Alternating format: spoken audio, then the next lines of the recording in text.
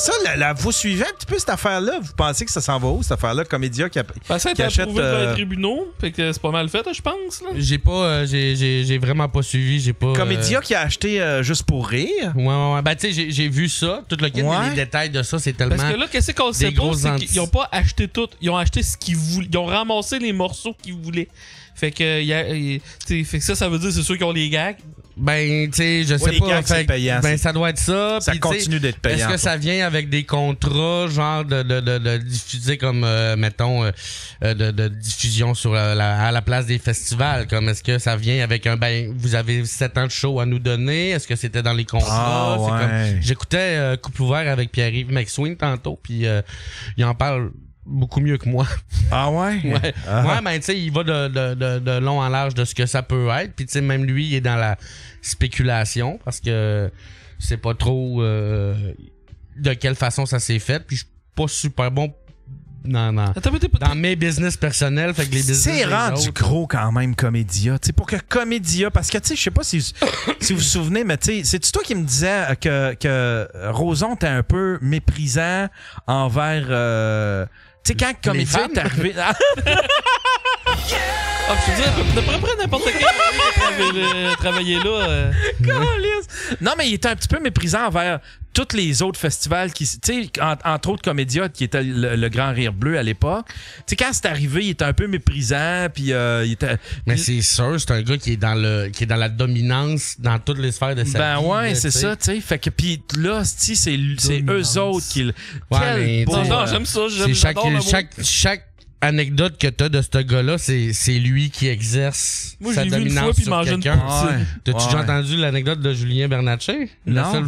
Je pense qu'il l'a compté à sous-écoute, là. I guess c'est... En tout cas, mais maintenant à ZooFest, il croise Gilbert Rozon, puis la seule chose qu'il a fait, c'est qu'il pinçait un mamelon. Tu fais comme, à quel point t'es une personne comme tu veux avoir le dessus des autres. Ah, Chris. Hein? Quel être.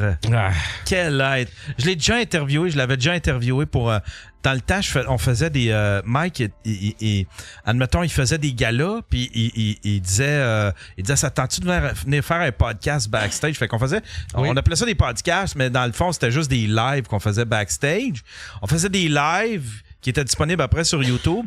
Puis on avait enregistré, c'était un podcast qui était anglais et français.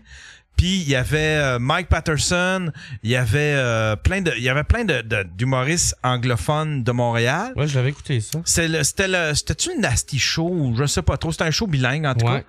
Puis il y avait Gilbert Rozon qui était passé. Mais c'est à Juste pour rire, c'est Mike qui animait ça, puis il y avait il y avait un gros humoriste new-yorkais là, comment il s'appelait? Je me souviens plus, mais je me souviens du show, puis je l'avais écouté le podcast. Ouais. Puis j'animais ça avec, comment il s'appelait cette fille? Il est fin, il travaillait à TVA. Lui, il a essayé de faire... Tu sais, il en a fait un petit peu d'humour. Éric Salveille? Non, c'est un anglophone. Il tripe sur l'humour british un peu. Il est bien overwhelming. Il avait fait partie de ce show. Ah, je me souviens pas de son nom. Tu sais, il est spécial. C'est un Canadien, là? Montréalais? Ouais. Ah, cette fille, c'est quoi son nom? Je le suis sur les médias sociaux. Enfin bref, j'avais animé ça avec lui, puis on avait interviewé Gilbert Rozon, puis je me souviens plus mais il avait été bien correct avec moi, là. Il m'avait pas pincé. Moi, je l'ai vu une fois, puis il mangeait une poutine.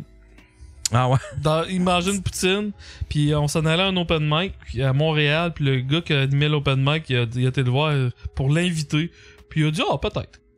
C'est ma seule anecdote de Gilbert Rozon. Ça a l'air, cette poutine-là, elle traîne en cours.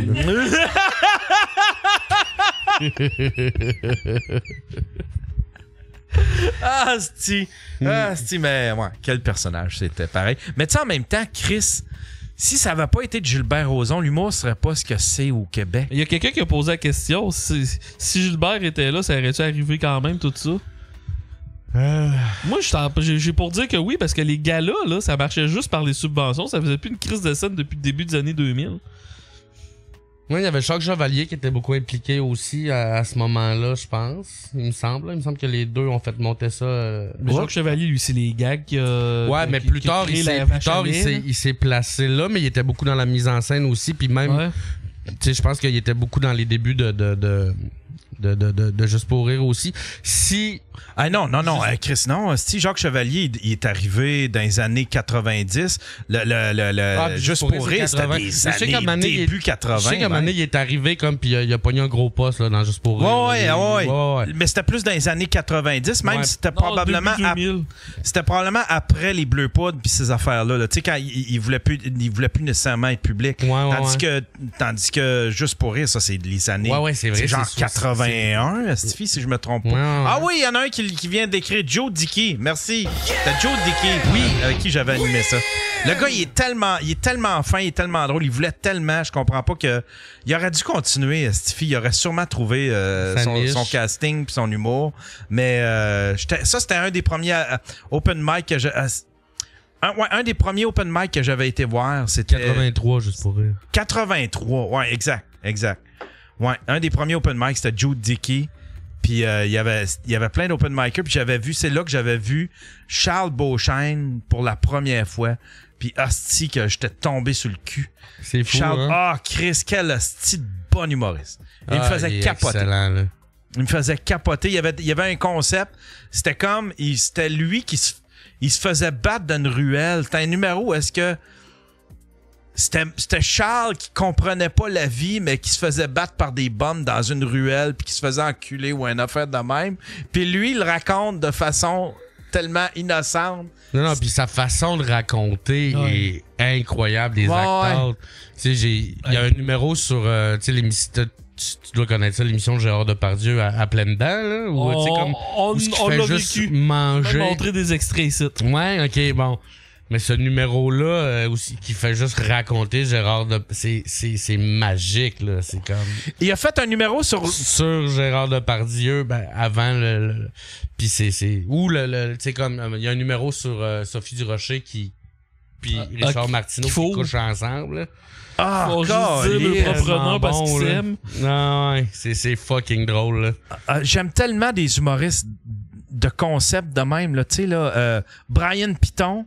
Ouais, aussi. Qui se fait livrer une pizza. Ou je sais pas si t'as déjà vu ce numéro-là. Non, j'ai pas vu. Tu te demandes pourquoi tu ris, mais tu ris. Ah non, c'est juste lui qui raconte, qui se colle une pizza. Puis Calice, genre, j'étais là. Pourquoi je trouve... J'étais choqué. J'étais là. Pourquoi je ris à ça? C'est pas supposé d'être drôle, Calice. Il y a rien de drôle quand tu y penses, mais...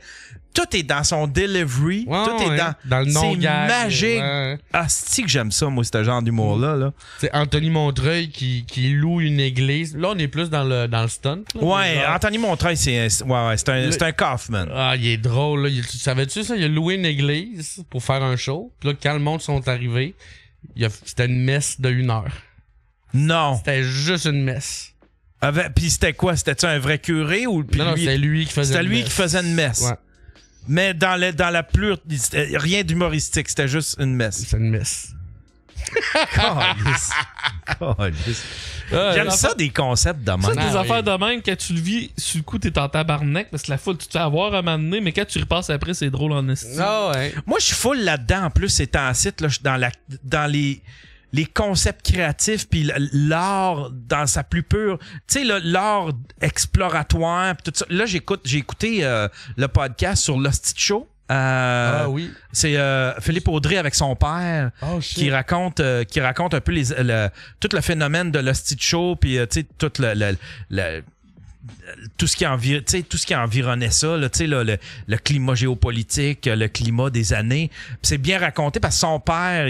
C'est un historien. C'est un historien qui connaît tout de ça, puis qui l'a vécu un peu à sa façon. Puis c'est Phil Audrey qui découvre l'Hostie Show à travers son père. Fait que c'est vraiment bon. Puis après ça, j'ai écouté un podcast de... Lucien Francoeur. Oui, tu l'as partagé, puis il faut que je l'écoute. C'est bon, là. Tu demanderas à Jer Alain à chaque fois qu'il demande genre, hey, quel invité vous aimeriez avoir? Ça fait 4 ans que j'ai écrit Lucien Francoeur, t'aimerais ça? Lucien Francoeur, t'aimerais ça? Puis le rap à Bel-Air. Ah, mais je pense que je vais l'inviter parce que, tu sais, je sais pas si... J'ai regardé... j'ai écouté... Ouais, il est fatigué puis il est encore sur l'héroïne, toute la patente, là, style, là. L'héroïne, là, les grosses drogues dures. C'est son petit bonbon, là. Hein? Il a déjà animé à la radio. Oui, animé à... C'est quoi? Prof universitaire. C'est ça, parce qu'il y avait une loi Francoeur. Je sais pas si t'avais entendu parler, parce que au monde où il arrêtait de payer de la pub à la radio, puis à la place, il donnait des cadeaux à Lucien Francoeur parce qu'il pluguait en ondes. Ah ouais! Puis il y avait la loi Francoeur, fait que là, après, Lucien s'est fait dire, t'as plus le droit de faire ça, là. Calisse, on paie toutes nos pubs. Il animait avec Michel Barrette. C'est quoi? Ouais, tu sais, ça fait drôle parce que le gars, on le voit comme un rocker sombre, québécois, dans la c'est un pur laine, mais en fin de compte, le gars, c'est un gros tripeux de Jim Morrison. Il tripe sur la culture américaine. Moto, tout. Puis poète, puis... C'est le rapabilly, là. C'est genre, il est parti sur un nowhere en moto avec des Hells pendant des jours. Puis là, il y avait une journée d'enregistrement. Il est arrivé complètement... scrap, puis il a improvisé le rapabilly au studio. Ah ouais, c'est fou raide. Son podcast, il est surprise de Lucien Francoeur puis Michel Barrette. Non? C'est drôle en tabarnak. C'est qui s'est pogné les deux? C'est Lucien Francoeur. OK. Puis c'est genre, sont dans un souper ou whatever, puis le prank, c'est que Michel Barrette gagne à l'auto. Tu sais, comme il y a un billet de loto, puis là, genre, il le donne. Il dit, tu sais, check, c'est la loto à TV, check mon billet, puis moi, je vais aller pisser. Puis là, le film, il dit, check. Il dit, tabarnak. Il dit, on gagne. Fait que là, Michel fait, hey, Michel, on vient de gagner. Puis là, il fait comme, hey, on passe un nowhere.